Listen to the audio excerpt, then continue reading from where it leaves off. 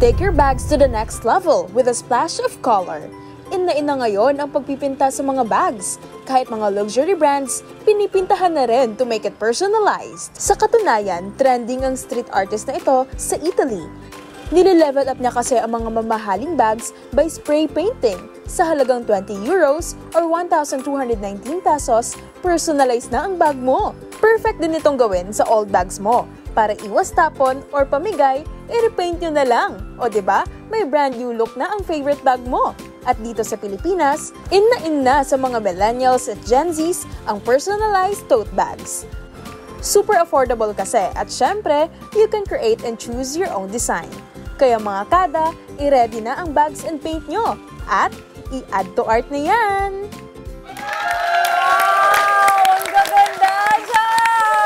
Siyempre, nandito ka na sa studio, kaya kwentuhan mo kami, turuan mo kami kung paano ginagawa ito.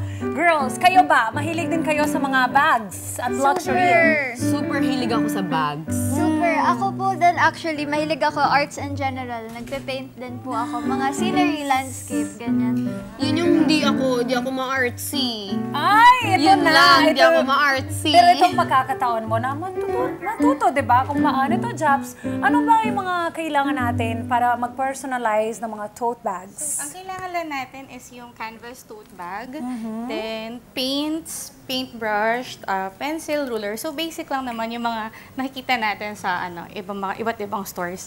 Then first step is maglalagay lang tayo ng paper sa loob. Para once na nag-paint na tayo, hindi na siya babakat sa kabilang side. And what type of paint can we use for We this? use acrylic paints kasi permanent siya once na nag-dry. Ay, wow. Okay. Kahit mag-wash-wash yan, hindi man natanggal. So, siya, kahit i-wash mo siya, wag lang i-bleach. So, ayan, permanent na siya.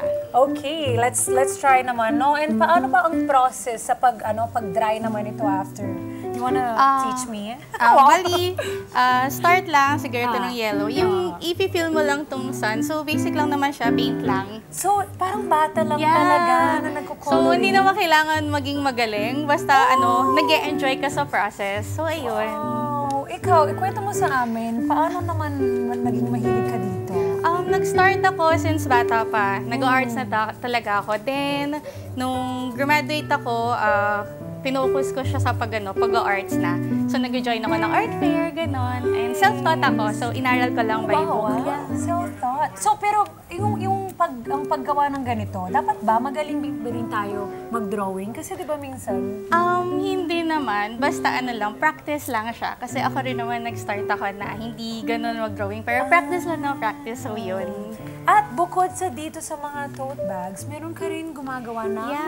Ito. May mga accessories din po. Actually, doon po ako nag-start. Mga accessories. Puntahan ko yung accessories niya. Alam mo kung bakit?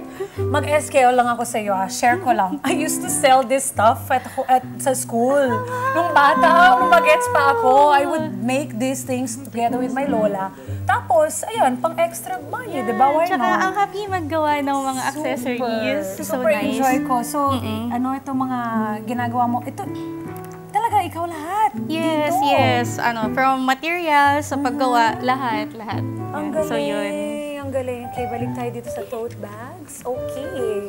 Ito, yung paint ba, pag bumabakat, paano naman natin maiwasan na hindi siya mangyayari yan sa likod? Like, lagi dapat meron Basta always merong parang use na parang gitna. Use na brown paper bag or newspaper. Basta kailangan lang meron para kasi dahil si Katsa or canvas is manipis, so hindi pwedeng walang i-cover. Yes, tama. Check natin ng Star Cuddle.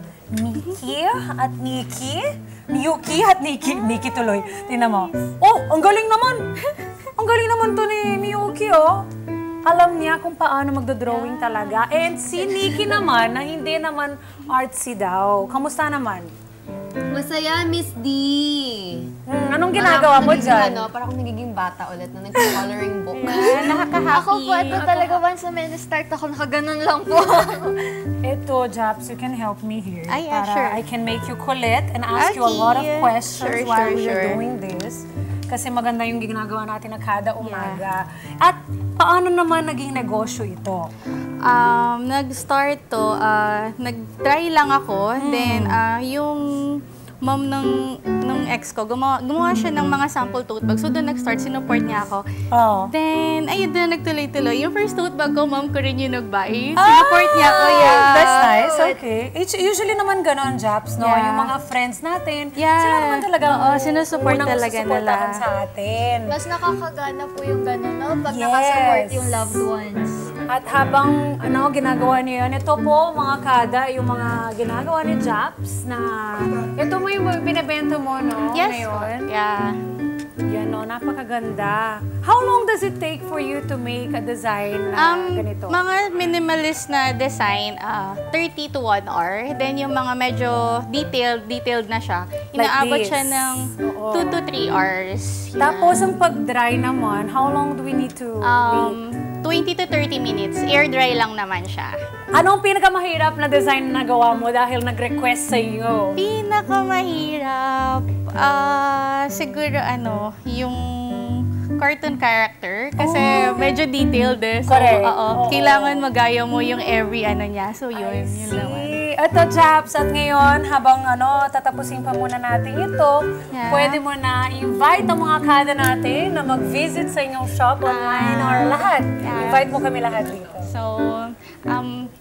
please do follow my shop in Instagram, nuevaluma.ph, and also my personal account na rin, Japs, may 9 na S. Yun lang po. Thank you so much. Thank you din, Japs, sa pagdalaw dito sa Kada Umaga at sa pag-share ng iyong mga creatives na mga designs and of course, ideas as well. At dahil sa iyong creativity, Japs, may regalo po kami mula sa Miniso.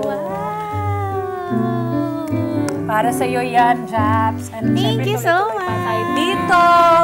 Thank you, Miniso. Miniso is a global lifestyle brand offering various daily and life home essentials, health and beauty products, toys and plushes, stationeries, bags, accessories, and even delicious snack items. Kaya come and visit Miniso for a fun and enjoyable shopping experience in over 160 plus locations nationwide. And also follow Miniso on Facebook, on Instagram, on TikTok at Miniso_PH. And also please check their shop sa Lazada and also sa Shopee because with Miniso, life is for fun. Ayan! Kamusta na yan dyan, girls? Ang iyong mga designs? Kamusta, girls? Yan po, medyo nakakaraos naman.